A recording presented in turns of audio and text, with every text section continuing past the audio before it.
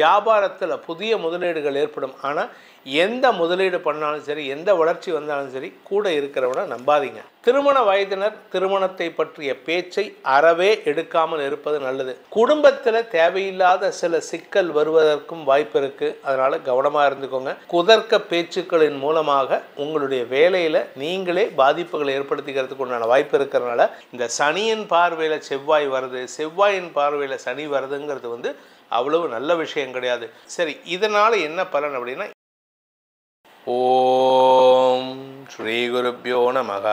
ஹரிஹி ஓம். ஜெய் புவனேஸ்வரி. அனைத்து devotee nation நேயர்களுக்கும் உங்கள் வேத ஜோதிடர் பிரகாஷ் நரசிம்மனின் அன்பான வணக்கங்கள். செவ்வாய் பெயர்ச்சி, மற்ற செவ்வாய் பெயர்ச்சி எல்லாம் எப்படி வேணால் இருந்தாலும் பெருசாக பாதிப்பை கொடுக்காட்டினாலும் இப்போ நடக்கக்கூடிய செவ்வாய் பயிற்சி 2025 ஜூலை முதல் செப்டம்பர் வரை உண்டான செவ்வாய் பயிற்சி பலருக்கு ஒரு மரண பயத்தை கொடுக்கும். என்ன சார் இவ்வளோ கெடுதலாக சொல்கிறீங்க அப்படின்னா, இது கெடுதல் கிடையாதுங்க, நல்ல விஷயந்தான். ஆனால் பயத்தை மட்டும் கொடுக்கக்கூடிய வகையில் இருக்குது. இந்த செவ்வாய் பயிற்சினால் என்ன பாதிப்புகள் வரும்னு பார்க்க போகிறோம். அதுக்கு முன்னாடி இந்த செவ்வாய் பயிற்சி எப்போ நடக்குது, எந்தெந்த ராசிகளுக்கு எந்த ராசிக்கு போகிறாரு, எந்த ராசிகளுக்கெல்லாம் நல்லது நடக்கிறது அப்படின்னு பார்க்க போகிறோம். இப்போது செவ்வாய் பயிற்சி 1.5 மாதங்களுக்கு ஒரு தடவை பயிற்சி ஆகிறார். 45லேருந்து 48 நாள். இந்த செவ்வாய் பயிற்சி பார்த்திங்கன்னா திங்கட்கிழமை ஜூலை 28, 2025 அன்று செவ்வாய் சிம்ம ராசியிலிருந்து கன்னி ராசிக்கு பயிற்சி ஆகிறார். சிம்ம ராசிங்கிறது பூர்வ புண்ணிய ஸ்தானம். அதாவது காலபுருஷ தத்துவத்தில் மேஷ லக்னத்துக்கு அது 5ஆம் வீடு. 5ஆம் வீட்டிலிருந்து 6ஆம் இடத்துக்கு போகிறாரு. இது பொதுவான விஷயம் என்னன்னா, எதிரிகளால் பகை அதிகரிக்கக்கூடிய சூழ்நிலை ஏற்படும், விரயங்கள் ஏற்படுகின்ற சூழ்நிலை. இது நான் சொல்கிறது பொதுவான பலன், உலகத்துக்கு சொல்கிறேன். இதை தவிர தனிப்பட்ட ராசிக்கு வேறு, அதே சமயம் உங்களுடைய தனிப்பட்ட லக்னத்துக்கு பலன்கள் மாறுபடும். இப்போது செவ்வாய் சிம்ம ராசியிலிருந்து கன்னி ராசிக்கு பயிற்சி ஆகிறார். சரி சார், கன்னி ராசிங்கிறது புதனுடைய வீடு. புதன் செவ்வாய்க்கு எதிரி. அதாவது சமபலமாக இருந்தாலும் எதிரியாக பாவிக்கக்கூடிய, அதாவது இந்த பாசிட்டிவ் சைடு நெகட்டிவ் சைடுன்னு சொல்லும்போது செவ்வாய் பாசிட்டிவ் சைடுனா புதன் நெகட்டிவ் சைடு, செவ்வாய் நெகட்டிவ் சைடுனா புதன் பாசிட்டிவ் சைடு. அதாவது ஆப்போசிட் சைடில் நிற்கக்கூடிய இரு கிரகங்களுடைய சந்திப்பு இது. அதாவது செவ்வாய் புதனுடைய வீட்டுக்கு போகிறாரு, எதிரியோட வீட்டுக்கு போகிறாரு. சரி, இதனால் என்ன பலன் அப்படின்னா, இதனால் பலன் கிடையாது, இதனால் நார்மல் பலன் தான். இதுக்கு மெயின் காரணம் என்னென்னா, காலபுருஷ தத்துவத்துக்கு 12ஆம் இடம், அந்த சயனஸ்தானம்னு சொல்லக்கூடிய மீனராசியில் சனி பகவான் வக்கரமாக இருக்கார். தன்னுடைய சொந்த நட்சத்திர சாரத்தில் உத்திரட்டாதி நட்சத்திரத்தில் இருக்கார்.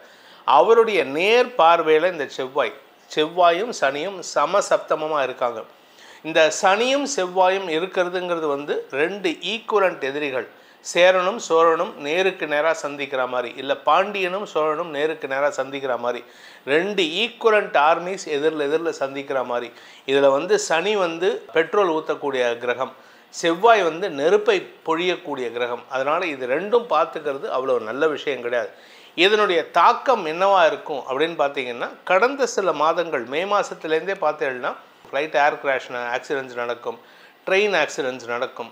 குழந்தைகளுக்கு பாதிப்புகளை தரக்கூடிய இதில் 2025 இந்த விஸ்வாவசு வருஷத்தினுடைய வருஷ பரப்பு பஞ்சாங்க படனம் நம்ம வாசித்தோம். உள்ளகரத்தில் இருக்கக்கூடிய விஜய கணபதி கோயிலில் அதில் நம்ம சொல்லியிருக்கோம், குழந்தைகளுக்கு பாதிப்புகள் வரும்னு நம்ம சொல்லியிருக்கோம். அது பஞ்சாங்கத்தினுடைய பலன்.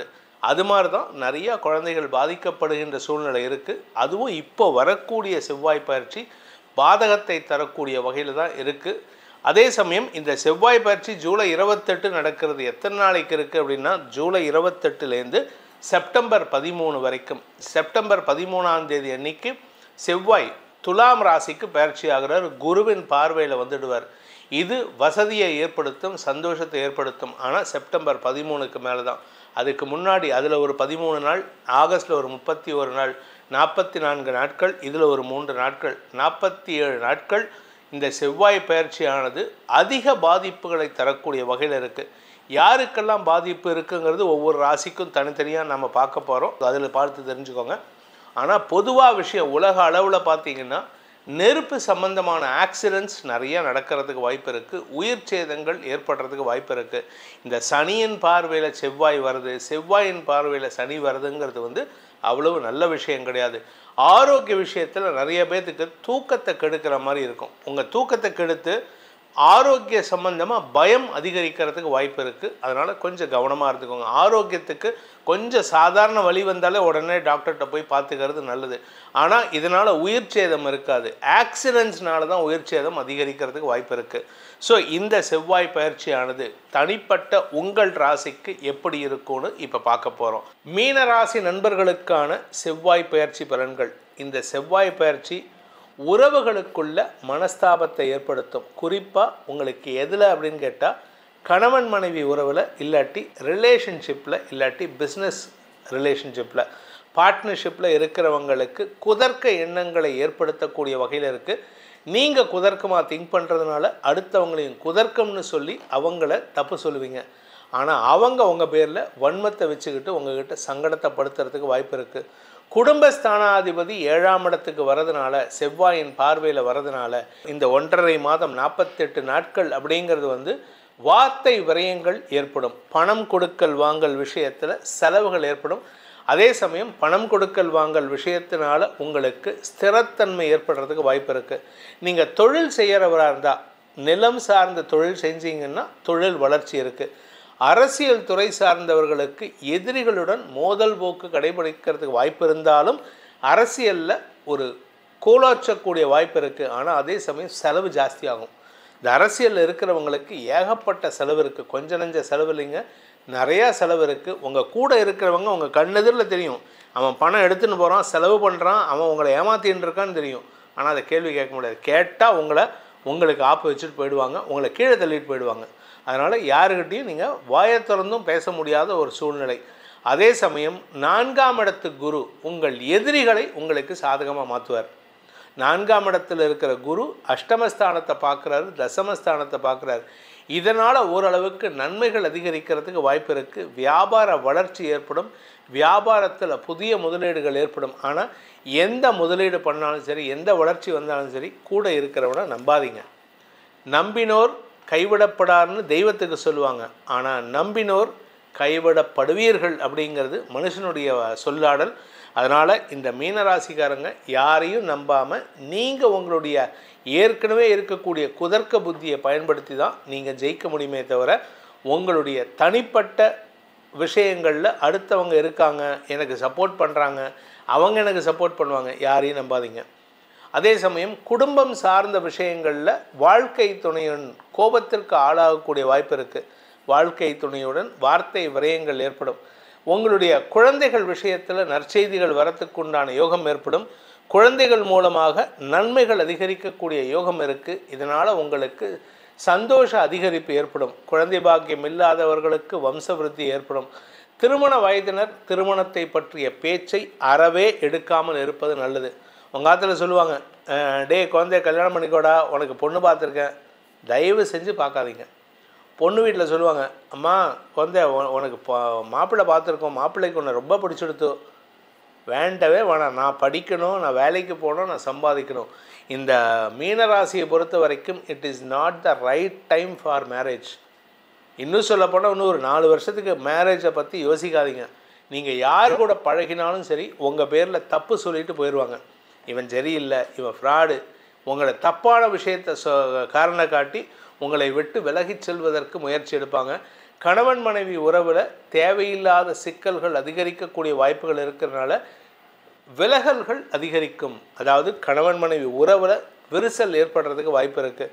குடும்பத்தில் தேவையில்லாத சில சிக்கல் வருவதற்கும் வாய்ப்பு இருக்குது. அதனால் கவனமாக இருந்துக்கோங்க.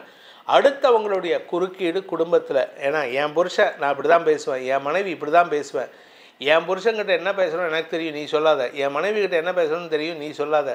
அடுத்தவங்க வந்தாங்கன்னா கட் பண்ணி தள்ளுறதுக்கு பாருங்கள். 3வது நபர் குடும்பத்தில் வந்தாலோ, 3வது நபர் பிஸ்னஸ் பார்ட்னர்ஷிப்பில் வந்தாலோ அந்த பார்ட்னர்ஷிப் விலகும், பிரியும். அதனால் இப்போ இருக்கிற சிச்சுவேஷன் உங்களுக்கு சாதகமற்ற சூழ்நிலை இருக்குது. உங்கள் ஆரோக்கிய விஷயத்தில் இடுப்பு பகுதியில் ஏதாவது பிரச்சனை இருக்குது அப்படின்னா அதுக்கு கத்தி வைக்கிறதுக்கு உண்டான நேரமாக இருக்குது. அதனால் தேவை இருந்தால் மட்டும்தான் ஆப்ரேஷன்லாம் பாருங்கள். அப்படி இல்லை அப்படின்னா அவசரப்பட்டு கத்தி வச்சிங்கன்னா திரும்ப திரும்ப கத்தி வைக்கிற மாதிரி வரும். கவனமாக இருந்துக்கோங்க. உங்களுடைய மறைவு ஸ்தானம், அதாவது இந்த பைல்ஸ் சம்மந்தமாக, உங்களுடைய ரீப்ரொடக்டிவ் ஆர்கன் சம்மந்தமாக ஏதாவது உங்களுக்கு பிரச்சனை இருந்ததுன்னா இப்பொழுது மருத்துவ தேவை ஏற்படும். உங்களுக்கு இன்ஃபெக்ஷன் ஆகிருக்கு, ரீப்ரொடக்டிவ் ஆர்கனில் இன்ஃபெக்ஷன் ஆகிருக்குன்னா அதுக்கு மருத்துவ ரீதியான தேவைகள் அதிகரிக்கிறதுக்கு வாய்ப்பு இருக்குது. நீங்கள் பெண்களாக இருந்தால் உங்களுடைய கர்ப்பப்பை சார்ந்த விஷயங்களில் கவலைகள் அதிகரிக்கக்கூடிய வாய்ப்பும், அதனால் மருத்துவ செலவுகள் ஏற்படுகின்ற வாய்ப்பும் இருக்குது. ஸோ கவனமாக இருந்துக்கோங்க. ஆனால் ஒரு நல்ல விஷயம் என்னென்னா, இப்பொழுது இந்த செவ்வாய் பயிற்சினால் யாரும் கீழே விழ மாட்டீங்க. மீனராசிக்காரங்க யாரும் ரொம்ப கீழே விழ மாட்டீங்க. அப்படியே விழுந்தாலும் சின்ன சின்ன சிராய்ப்புகளோடு போகுமே தவிர பெருசாக எலும்பு முறிவு, ஆப்ரேஷன் படுக்கிறது, ராடு வைக்கிறது இதெல்லாம் கிடையாது. இப்போதைக்கு அதெல்லாம் கிடையாது. அதனால் உங்களுக்கு அதெல்லாம் பிரச்சனை இல்லை.